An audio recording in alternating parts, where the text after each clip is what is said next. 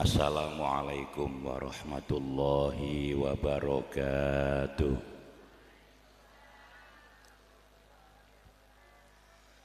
Pun ngantuk sedaya tani.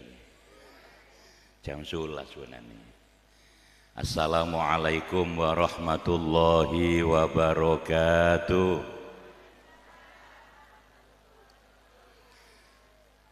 Alhamdulillahi rabbil alamin.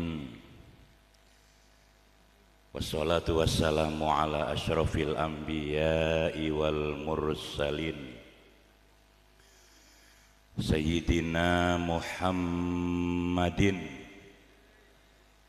wa ala alihi wa sahbihi ajmain.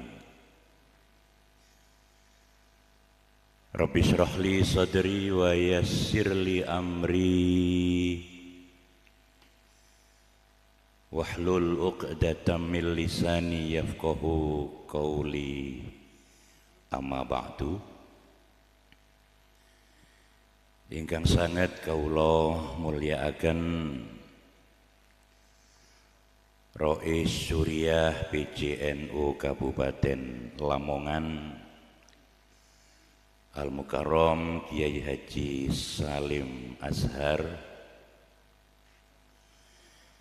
ingkang sanget kawula mulyakaken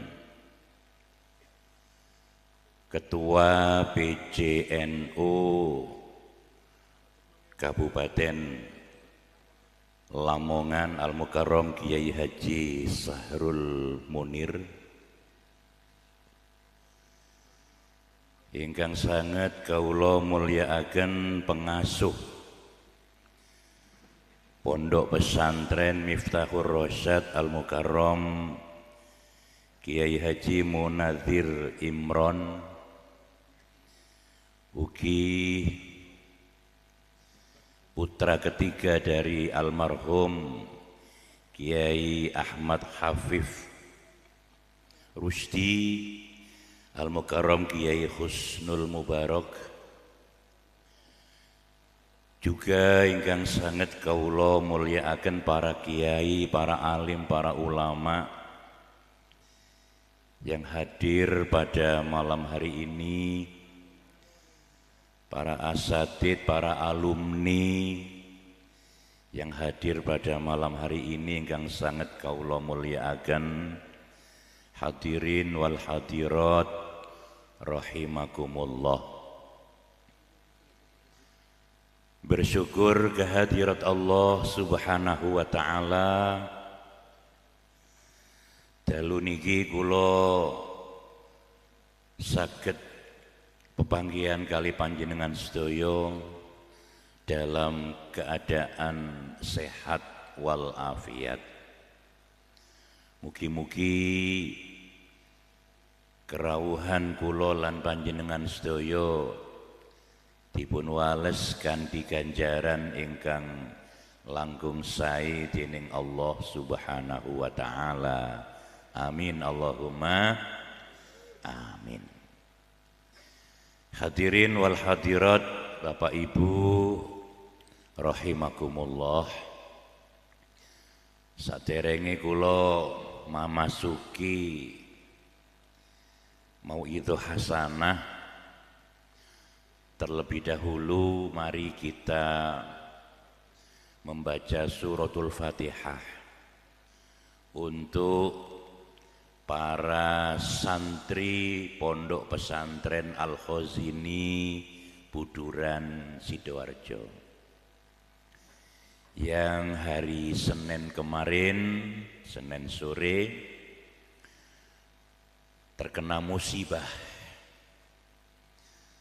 Jadi setelah pada saat melaksanakan sholat asar jam 15:15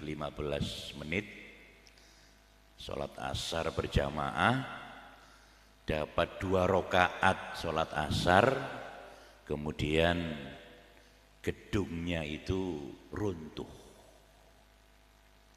sehingga ada beberapa santri yang selamat, juga ada beberapa yang meninggal dunia.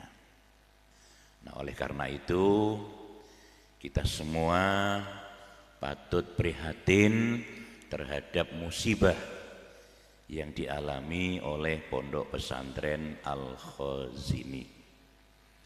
PBNU maupun PWNU menghimbau besok pada sholat Jumat untuk bisa melaksanakan sholat gaib di berbagai tempat, baik itu di masjid, di pondok pesantren, di musola, di mana saja dihimbau untuk melaksanakan sholat gaib.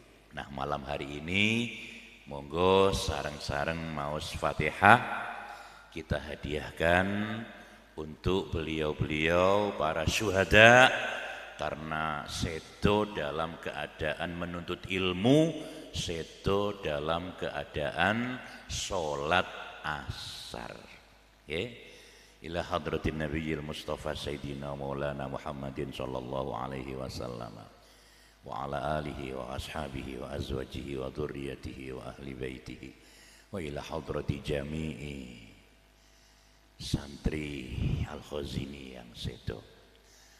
Syai'ulillahi lahumul Fatihah. A'udzu billahi minasyaitonir rajim. Bismillahirrahmanirrahim. Alhamdulillahi rabbil alamin arrahmanir rahim maliki yaumiddin. Iyyaka na'budu wa iyyaka nasta'in. Ihdinas siratal mustaqim. Siratal ladzina an'amta 'alaihim ghairil maghdubi 'alaihim waladdallin. Amin. Hadirin wal hadirat, para kiai, para alim, para ulama rahimakumullah. Hari ini kita berada di tanggal 2 Oktober. 1 jam lagi sudah masuk tanggal 3 Oktober. Kita semua tahu mulai tahun 2015 saat Presiden Bapak Insinyur Haji Joko Widodo tahun 2015 mengeluarkan SK surat keputusan yang menjadikan tanggal 22 Oktober adalah Hari Santri. Ini penting untuk kita ketahui bersama-sama.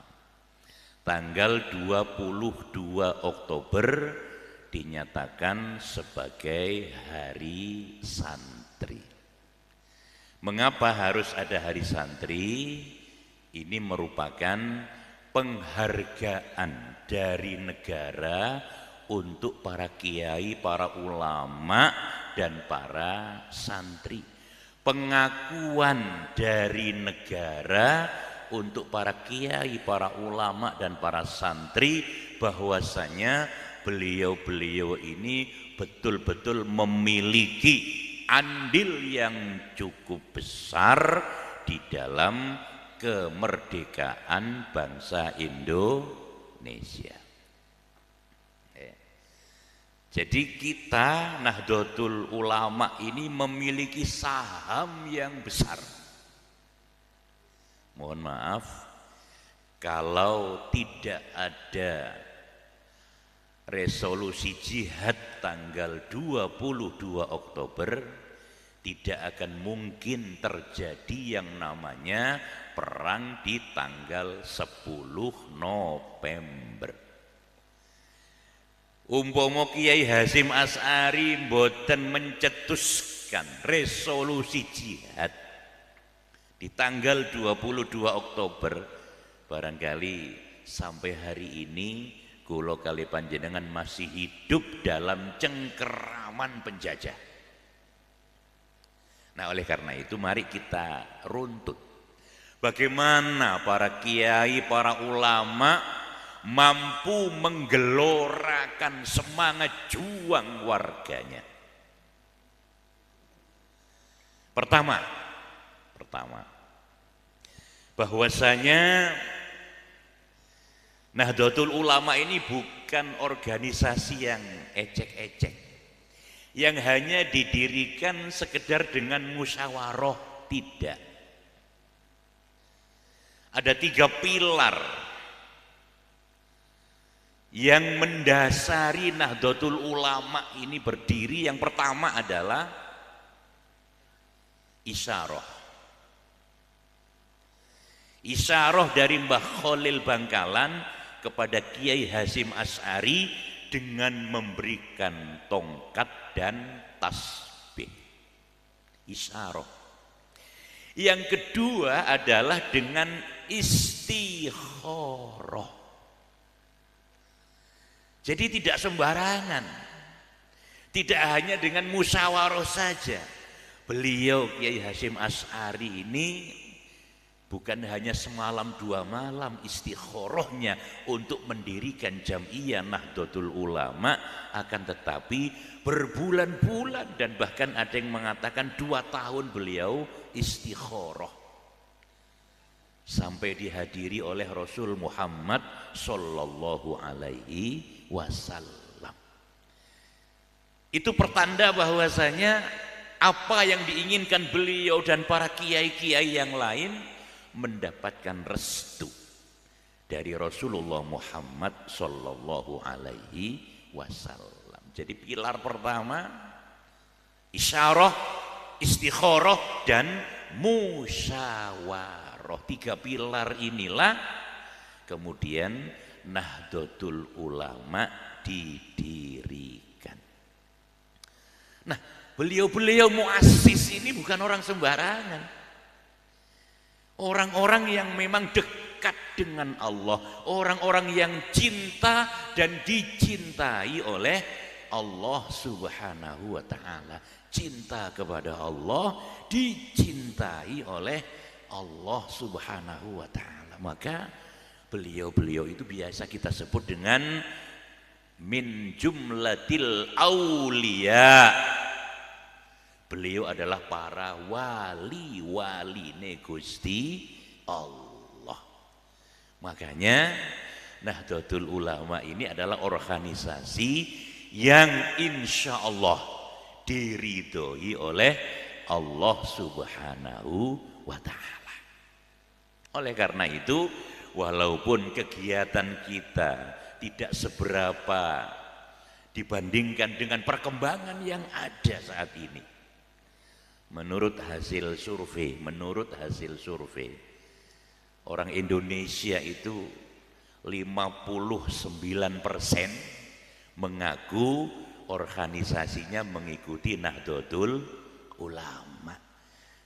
Kalau 59% itu lebih dari separuh. Oleh penduduk Indonesia ini misalnya 300 juta, berarti yang mengaku sebagai Nahdlatul Ulama adalah 150 juta lebih, karena 59%. Nah, jumlah yang sedemikian besar itu ya tentu tidak lepas dari doa para muassis Nahdlatul Ulama.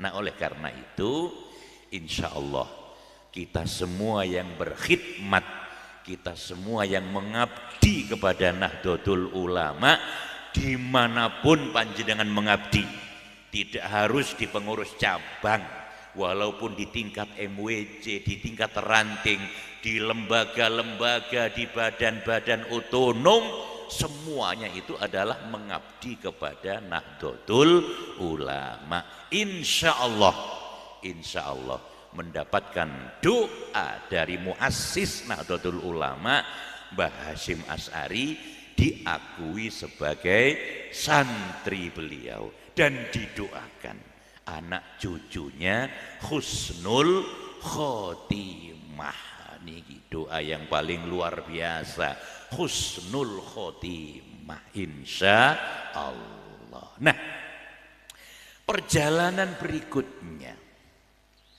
ini kiprah dari para kiai, dari para ulama Nahdlatul Ulama ya. Perjalanan berikutnya setelah perang 10 November, kalau saya boleh mengibaratkan, menyamakan, perang 10 November itu sama persis dengan perang Badar. Kita semua tahu sejarah perang Badar, di mana umat Islam ya dengan pimpinan perangnya Rasul Muhammad sallallahu alaihi wasallam jumlahnya hanya 313. Sementara orang kafir Quraisy jumlahnya kurang lebih 1000. Jadi 313 banding 1000. Satu orang musuh 3 orang. Ya. Peralatan yang dimiliki dari umat Islam yang jumlahnya sedikit, peralatannya sederhana. Sementara peralatan perang yang dimiliki oleh orang kafir Quraisy jumlahnya banyak, peralatan perangnya lengkap. Menurut akal, umat Islam pasti kalah. Jumlah titik, peralatan perangnya sederhana. Wong kafir jumlahnya akeh 1000, peralatan perangnya lengkap, pasukan berkudanya banyak. Menurut akal, umat Islam pasti kalah. Maka Rasulullah sebagai manusia berpikirnya sama. Iki nek maju yo kalah, mundur pasti dikejar yo kalah. Akhirnya nopo? Rasulullah Muhammad sallallahu alaihi wasallam mengajak para sahabat yang juga pasukan perang itu untuk memohon pertolongan Allah Subhanahu wa taala. Jaluk tolong nanggone Gusti Allah. Idz tastaghitsuna rabbakum fastajaba lakum anni mumittukum bi alfim minal malaikati murdifin. Kanjeng Nabi beristighosah bersama pasukan umat Islam, para sahabat ini, untuk memohon pertolongan Allah Subhanahu wa taala.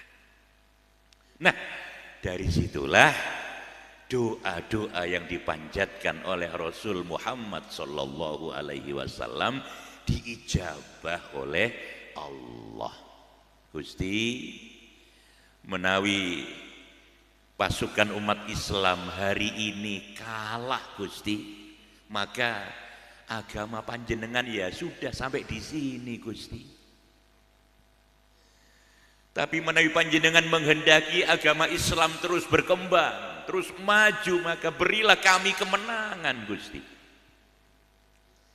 Di antara salah satu permohonan Rasul Muhammad sallallahu alaihi wasallam. Nah, fastajaba lakum anni mumiddukum bi alfim minal malaikati murdifin.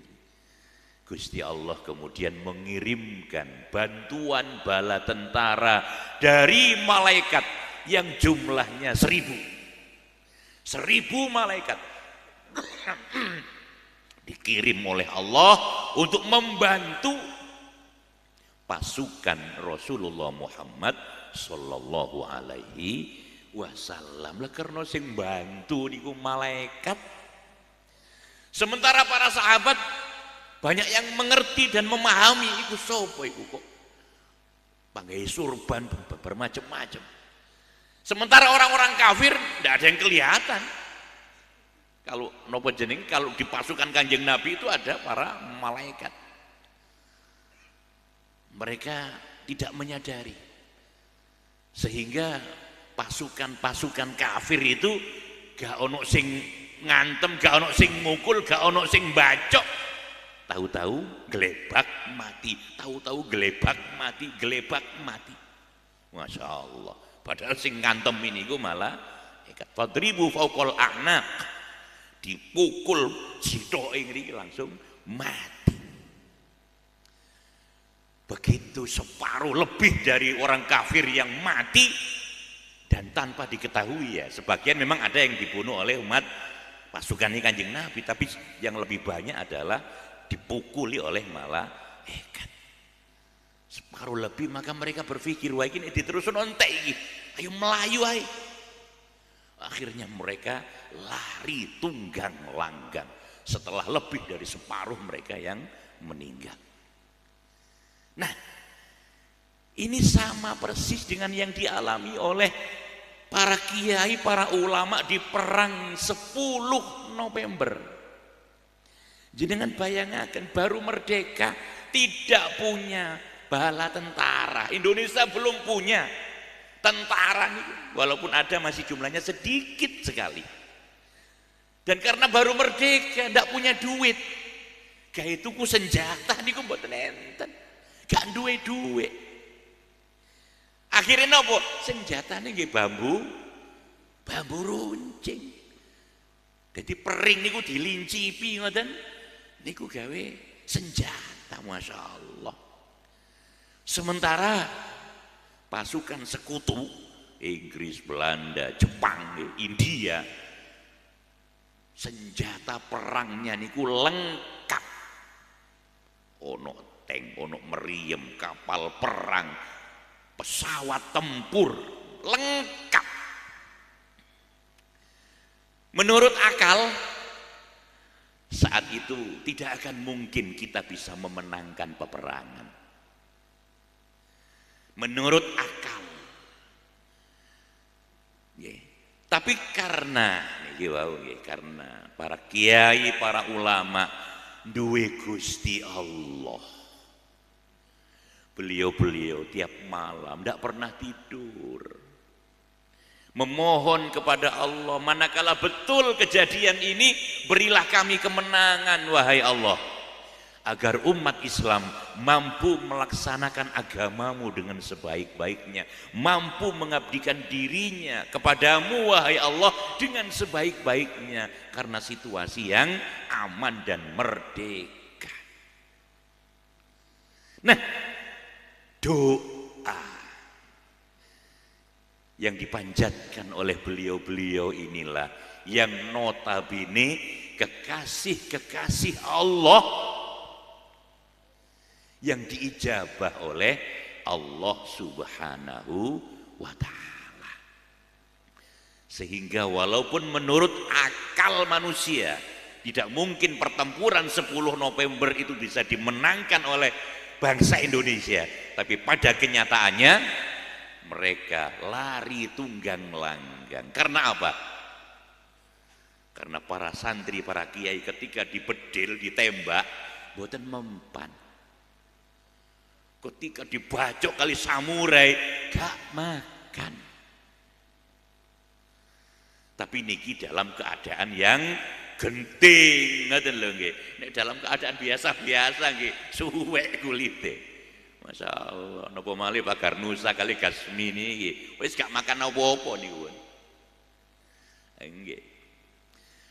Nah, itulah para kiai, para ulama yang dekat dengan Allah Subhanahu wa ta'ala, doa-doanya diijabah dan dikabulkan oleh Allah Subhanahu wa ta'ala.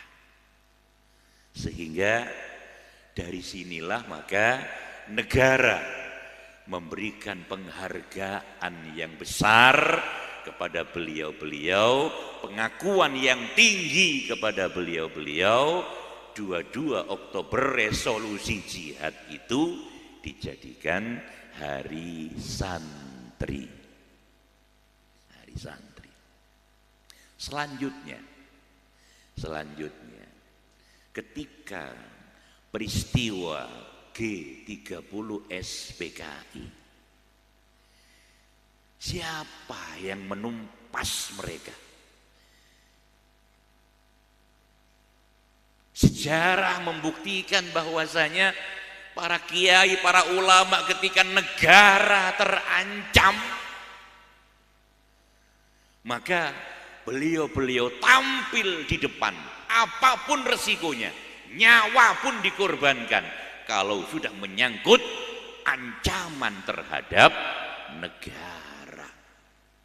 Tidak bisa kita bayangkan ketika pada saat itu PKI yang unggul, yang menang, dados nopo kula kali panjenengan niki. Masya Allah. Inilah jasa para kiai, para ulama dengan menumpas mereka orang-orang PKI yang mengancam keutuhan negara kesatuan Republik Indonesia. Masya Allah. Selanjutnya, ketika zaman Orde Baru, walaupun para kiai, para ulama itu dimarginalkan, tapi ketika menyangkut urusan negara, beliau-beliau juga tampil. Ketika Presiden Soeharto menginstruksikan bahwasanya asas dari semua organisasi harus menggunakan asas tunggal Pancasila, semua organisasi menolak. Ormas-ormas Islam menolak semuanya. Tapi bagaimana dengan Nahdlatul Ulama? Tidak. Ini menyangkut urusan negara. Tampil beliau-beliau untuk bisa menerima asas tunggal Pancasila di dalam Munas Alim Ulama di Pondok Pesantren Sukorejo Situbondo pada tahun 83 dan dikukuhkan di Muktamar tahun 84 yang juga di pondok yang sama. Masya Allah. Inilah para kiai-kiai kita, para ulama-ulama kita ketika negara dalam keadaan terancam, maka beliau-beliau ini tampil untuk menyelamatkan bangsa dan negara.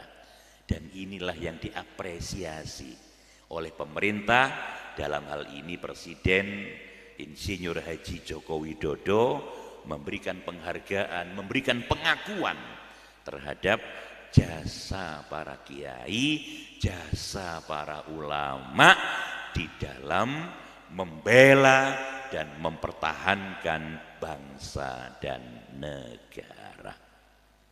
Nah, oleh karena itu kula kali panjenengan harus berada di bawah, di belakang para kiai dan para ulama. Memasuki abad kedua Nahdlatul Ulama ini kula kali panjenengan harus punya mindset yang berbeda. Pertama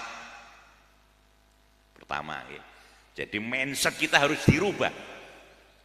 Banyak orang yang menjauhkan umat dari para ulama dan para kiai. Ya apa sekiranya umat iki gak seneng ambek kiai ini, gak seneng ambek ulamae. Nah, oleh karena itu sekarang kita galakkan yang namanya pengkaderan. Di mana-mana ada pengkaderan, apakah itu PDPKP, apakah itu PMKNU. Untuk apa? Untuk mengembalikan semangat juang dari kita semua agar supaya seperti zamannya Kiai Hasyim Asy'ari. Zaman Kiai Hasyim Asy'ari NU satu komando. Begitu Kiai Hasyim bilang A, semuanya ikut A. Begitu Kiai Hasyim bilang ke timur, semuanya ikut ke timur. Gak ada yang nyempal ikut ke barat. Satu komando. Begitu Kiai Hasyim memutuskan jihad fisabilillah, perang membela negara, mati syahid, maka semuanya cancut taliwondo, semuanya bergerak, semangatnya tumbuh. Ini satu komando. Nah, ini yang perlu kita kembalikan pada saat ini. Ngapunten, ini lamongan ini ketika Yai Salim Azhar bilang, ayo awak dhewe ngulon. Sing ngetan ono napa mboten? Akeh.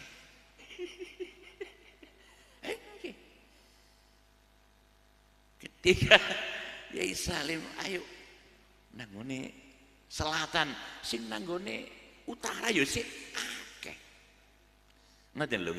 Ini artinya mereka berhasil menjauhkan umat dari para kiai, para ulama. Nah, kita akan berusaha mengembalikan itu. Mengembalikan itu. Satu komando. Satu komando. Kalau NU bilang A, semuanya harus A. Kalau NU bilang B, semuanya harus B. Ini yang pertama. Yang harus kita betul-betul perhatikan. Yang kedua, mengembalikan militansi kita. Nopo militansi niku? Militansi itu adalah rasa memiliki terhadap Nahdlatul Ulama. Rasa memiliki terhadap Nahdlatul Ulama niku jenenge militansi. Duga ten ngene Lamongan niki napa wonten i'anah sahriyah. I'anah sahriyah niku iuran bulanan untuk Nahdlatul Ulama.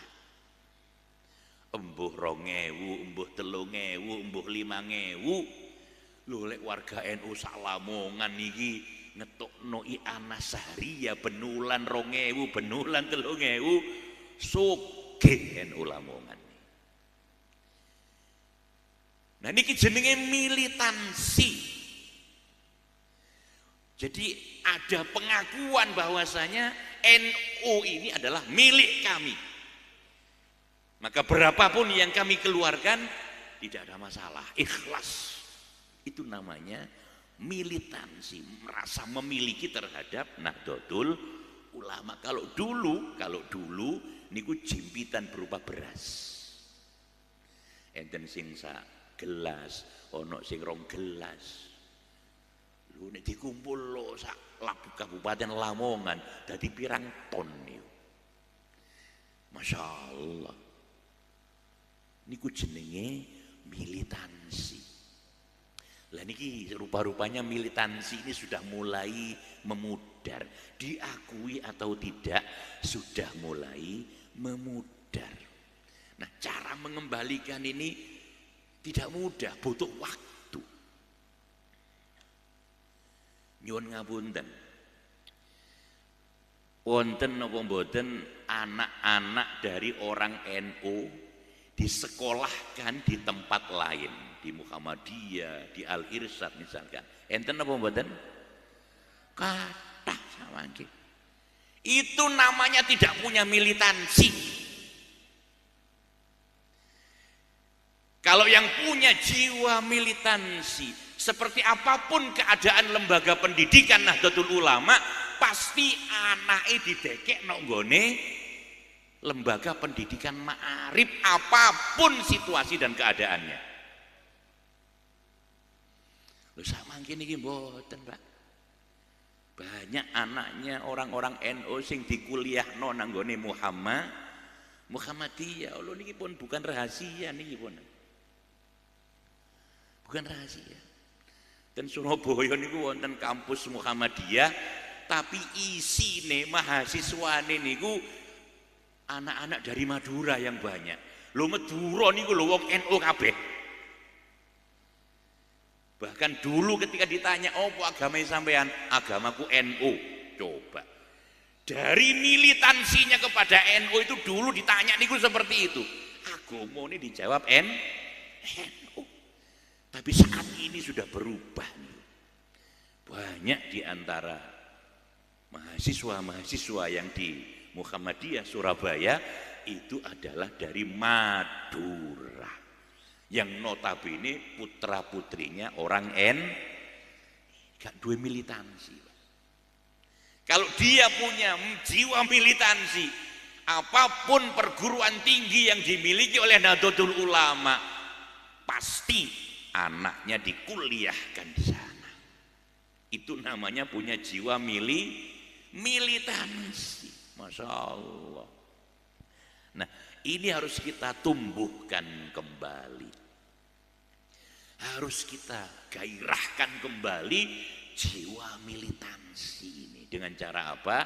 Salah satunya adalah dengan cara melaksanakan pengkaderan. Ya. Kalau ada orang NU punya toko kelontongan. Nah, kalau memang kita punya jiwa militansi, apalagi toko itu miliknya NU misalkan, loh, ojo belonjo nang liyane. Walaupun harga lebih mahal, gak apa-apa. Belilah di toko miliknya Nahdlatul Ulama atau miliknya orang-orang Nahdlatul Ulama. Ojo tuku nanggone. Itu namanya punya jiwa militansi. Masya Allah nih. Enggak. Dulu itu ada organisasi dari Malaysia. Walaupun kecil, tapi militansinya luar biasa. Nopo saat itu jenenge. Nopo Baitul Arqam, Darul Arqam ngoten lho nggih. Nggih, pokoke ngoten lho jenenge. Tapi walaupun sedikit pengikutnya, militansinya luar biasa. Semua kebutuhan rumah tangganya tidak boleh ngambil di orang lain, harus ngambil di situ.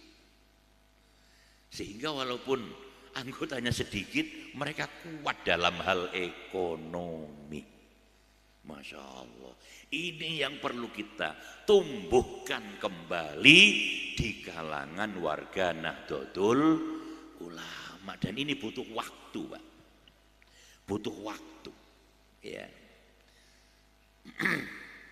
Masya Allah, ini luar biasa. Ya.